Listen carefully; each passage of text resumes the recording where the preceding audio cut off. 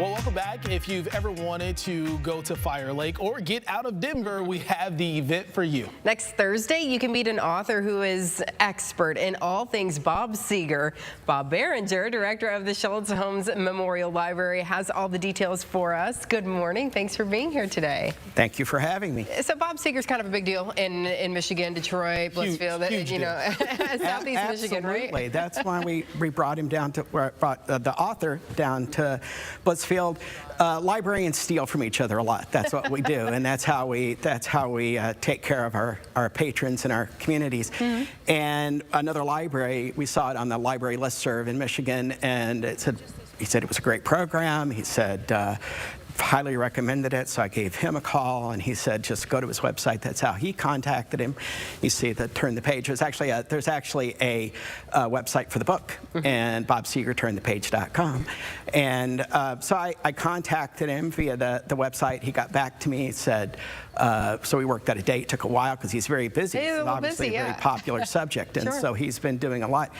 And so we got him in, and then I think he goes off to Europe to tour with this book after Europe. Yeah, so we kind of snuck him in. Mm-hmm. And but he's going to come out and talk about his book, and evidently he does. It's a very well received program. It's more than just a book reading. He's not just going to come out and read from the book. He's going to talk about his experience with Bob Seger, and he as we discussed a little bit earlier, he had a band, a local band of his own. The author was in a local band of his own, and he was on the same bill as Bob Seger a lot of times. So he knows him a little bit inside, behind the scenes. So that should add to a little bit with some of the details with the book as well. Absolutely. It's a very anecdotal book. That's what you get, a series of anecdotes about Seger and different things. And he talks a lot about the context of music at the time. He talks about the fact that, I mean, we get halfway through the book before Bob Seger has had a big national hit. Oh, wow. Because he had 8 albums before he ever had a national hit, because he was very, very popular in the Detroit, Michigan, really Midwest, kind of but you really didn't know him. It's the same way you could say the same thing about Bruce Springsteen, who was very big on the East Coast and then became Bruce Springsteen, you know, and Bob Seger became Bob Seger, and it's the same sort of thing. But I remember when I was because I grew up in Texas, and when I was in high school, I worked on publications, and we had a publications lab, and every time Night Moves would come, we always had a radio on, every time Night Moves would come on, all work stopped. Because you had to sit and listen to Night Moves, and that was big, and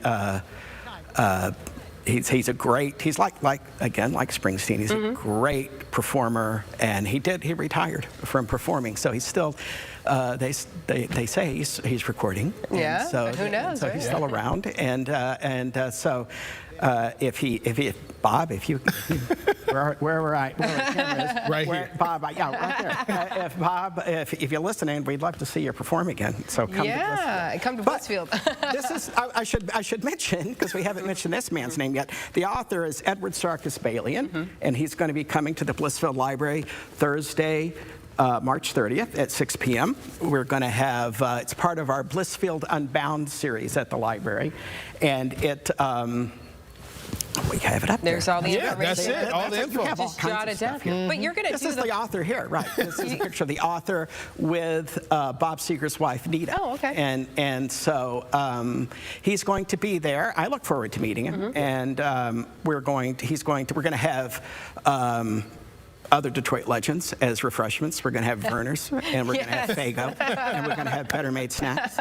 So we're going to go on all Detroit and Blissfield. And these are all Detroit snacks. Yeah, absolutely. Okay. All Detroit snacks. We got to get you some Verner's, Stephen. Not a huge ginger ale guy. Oh, I love it. Okay, well, it's good stuff. It's good stuff. We'll save you some. I think what's cool too about this is that Bob Seger is a pretty private person, right? Yes. So to be able to get some of those details, I mean, people have kind of been maybe trying to seek out this information. Finally, someone who knew him a little bit, ran in the same circles. Right, and the foreword to the book is actually written by Bob Seger's tour photographer. So there's some, obviously he had some inside information, he had some access to inside information. He does say it is an unauthorized biography, but it is it's a sort of a disclaimer.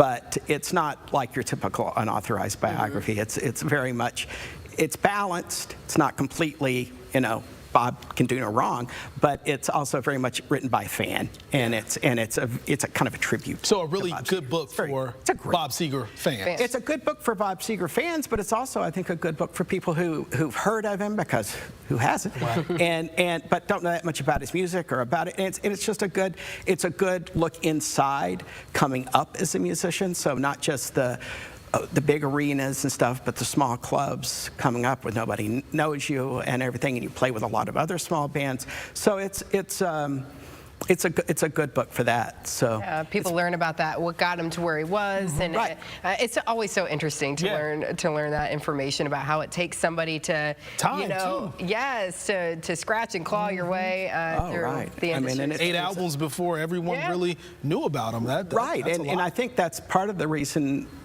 people in Lenawee County really love him, is because he did play Lenawee County Fair. He was one of their own.